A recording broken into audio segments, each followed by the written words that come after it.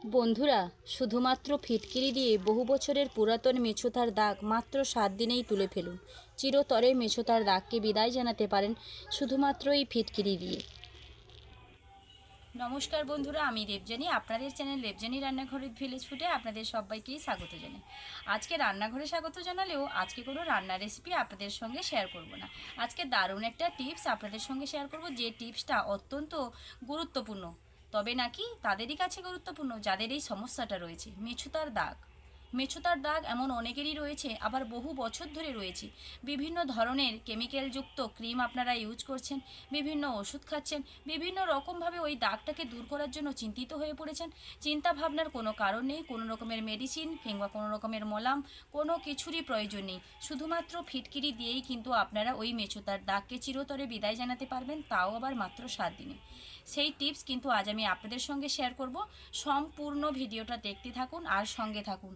কিভাবে শুধুমাত্র ফিটকিরি দিয়ে আপনাদের স্কিনের হয়ে যাওয়া ওই কালো দাগ, একদম কালো ছোপ ছোপ দাগ, যেগুলো আমাদের বিশেষ করে গালের স্কিনটাতে হয়, হাতে পায়ে সব জায়গাতে মেছোতা হয়, তবে ওইগুলোর জন্য মেছোতাতে খুব একটা অসুবিধা হয় না। হাতে পায়ের জন্য বিশেষ করে মুখের এই অংশগুলোতে যখন কালো কালো ছোপ ছোপ দাগ হয়ে যায় না, ভীষণই খারাপ লাগে। ঠিক সেই দাগগুলোকে দূর করার জন্য বাড়িতে তৈরি করা এই যে রেমেডি, সেটা দিয়েই কিন্তু আপনারা 7 দিনের মধ্যে ওই দাগ দূর করতে পারবেন। আসুন তাহলে দেখে নিন ফিটকিরি দিয়ে কিভাবে আপনাদের ওই দাগ আপনারা খুব সহজেই দূর করতে পারবেন। মেছোতার দাগ দূর করার জন্য যে রেমেডি বানাবো, সেই রেমেডিটা বানানোর জন্য প্রথমেই ফিটকিরিটাকে গুঁড়ো করতে হবে। আর এত বড়ো ফিটকিরিটা একদমই লাগবে না, একটুখানি ফিটকিরি লাগবে। এটাকে আমি ভেঙে অর্ধেক করে নেব, অর্ধেকেরও অর্ধেক, 1 চিমটি ফিটকিরি এখানে লাগবে। এই যে এতটুকু ফিটকিরি লাগবে, এটাকে শিলনোড়ার মধ্যে আমি ভেঙে নিচ্ছি। ফিটকিরিটাকে ভালোভাবে গুঁড়ো করে নিয়েছি। আর এই গুঁড়ো করা ফিটকিরিটা এই যে বাটির মধ্যে দিয়ে দিচ্ছি। আমি এখানে এই বাটিটাতেই রেমেডি বানাবো, দিয়ে দিলাম। এই ফিটকিরির কিন্তু অনেক গুণাবলী রয়েছে, যেটা আমি আপনাদের বলবো পরপর। এর সঙ্গে আমি একটা অ্যালোভেরার পাতা নিয়েছি। আপনারা চাইলে বাজার থেকে কেনা অ্যালোভেরার জেলও কিন্তু এখানে ব্যবহার করতে পারেন। যেহেতু আমার বাগানে এগুলো রয়েছে, তার জন্য টুক করে একটা পাতা তুলে নিয়ে চলে এসেছি। আর এই পাতাটাও কিন্তু স্কিনের জন্য অনেকটাই উপকারী। খুব সহজভাবে অ্যালোভেরার পাতা থেকে জেলটা বের করানোর এটাই কিন্তু উপায়। এই রকমভাবে পুঁতাটাকে নিয়ে গেলে এই যে দেখুন জেলটা কিভাবে বেরিয়ে এসছে।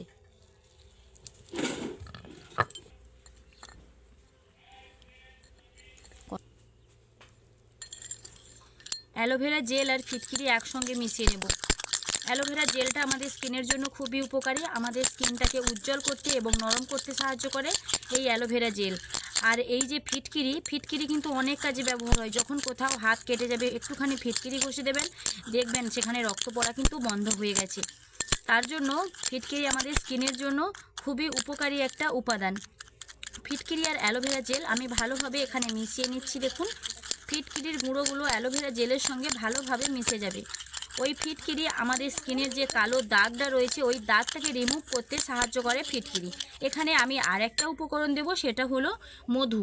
মধু আমাদের স্কিনটাকে অনেকটা নরম করে এবং ওই ত্বকটাকে কিন্তু উজ্জ্বল করে মধু। তার জন্য আমি এখানে 1 চামচ মধু দিয়ে দেব।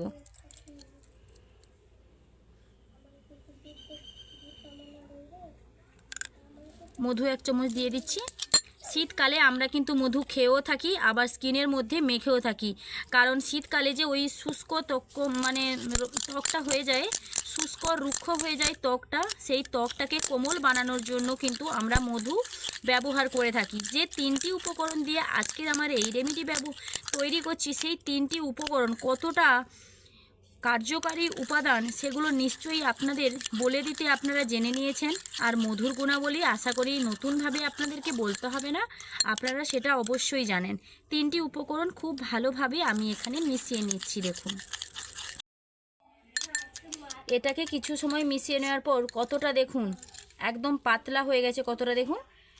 তখন কিন্তু একটুখানি মোটা ছিল, কারণ আমি যে ফিটকিরিটাকে গুঁড়ো করেছিলাম না, সেই গুঁড়োটা একটু মোটা ছিল। কিন্তু মধু আর জেলের সঙ্গে বারবার মেশাতে মেশাতে কিন্তু আলাদা একটা ঘনত্বে চলে এসছে। দেখুন ঠিক এই রকমভাবে কিন্তু এই রেমেডিটা তৈরি হবে। তবে হ্যাঁ, এবার আমি আপনাদের বলে দেব এই রেমেডি কখন ব্যবহার করতে হবে, সপ্তাহে কয়বার ব্যবহার করতে হবে, আমি অবশ্যই আপনাদেরকে বলে দেব। যাদের মুখের মধ্যে এই দাগগুলো রয়েছে আপনারা অবশ্যই মুখে মাখতে পারেন। এবার আমার তো মুখে নেই এরকমই দাগ, তার জন্য আমি হাতে মেখেই আপনাদেরকে দেখাবো। হাতের এই অংশটাতে আমি মাখবো। আমি কিন্তু এই রেমেডিটা বানাতে বসার আগে হাতটা ভালোভাবে ধুয়ে নিয়েছিলাম।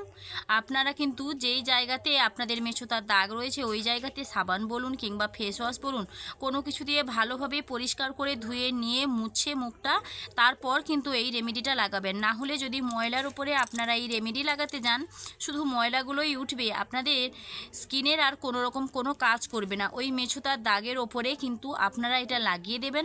লাগানোর পর 5 থেকে 7 মিনিট ধরে এই রকমভাবে এটা ঘষতে থাকবেন। ধরুন আপনার এই জায়গাতে দাগ রয়েছে, ঠিক এই জায়গা ধরে এরকমভাবে ঘষতে থাকবেন।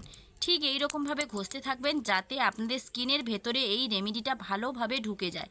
যখনই আপনাদের স্কিনের ভেতরে এই রেমেডি ভালোভাবে ঢুকে যাবে এরকম বা প্রত্যেকবার এরকম ম্যাসাজ করার ফলে যখন ঢুকে যাবে তখনই আপনাদের স্কিনে ওটা কাজ করতে শুরু করবে। অবশ্যই খেয়াল করে এরকমভাবে ম্যাসাজ করে নিয়েই কিন্তু এই রেমেডিটা আপনারা ব্যবহার করবেন। এরকমভাবে যদি না ব্যবহার করেন তাহলে আপনাদের স্কিনে ওটা কাজ করতে দেরি করবে, কাজ করবেই না বলা যেতে পারে। ঠিক এরকমভাবে আপনারা ম্যাসাজ করে নেবেন। তারপর এটাকে ধোয়ার কিন্তু কোনো প্রয়োজন নেই, মুখে থাকবে, আপনারা সারা দিন ভোর কাজ করবেন। এই রকমভাবে রেমেডিটা মাখার পর 2 থেকে 3 ঘন্টা আপনারা রেখে দেবেন। এই রেমেডিটা বিশেষ করে সন্ধ্যার সময় মাখার চেষ্টা করবেন। দিনের বেলা হলে কি হয় বলুন তো, সারাদিন কাজের মধ্যে ব্যস্ত থাকা হয় না, রেমেডিটা মেখে একটুখানি বসতে হবে। আর না বসলেও চলবে, যদি আপনাদের দিনের বেলা হাতের কাছে সময় থাকে অবশ্যই আপনারা এটা মেখে নিয়ে সারাদিনের যা কিছু কাজকর্ম আপনারা সেটা করতে পারেন।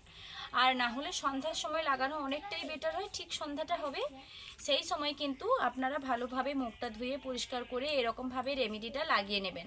তারপর সারা সন্ধ্যা কাজ করবেন, রান্না করবেন, খাওয়া দাওয়া করবেন, শুতে যাওয়ার সময় মুখটা পরিষ্কার জলে ধুয়ে নেবেন।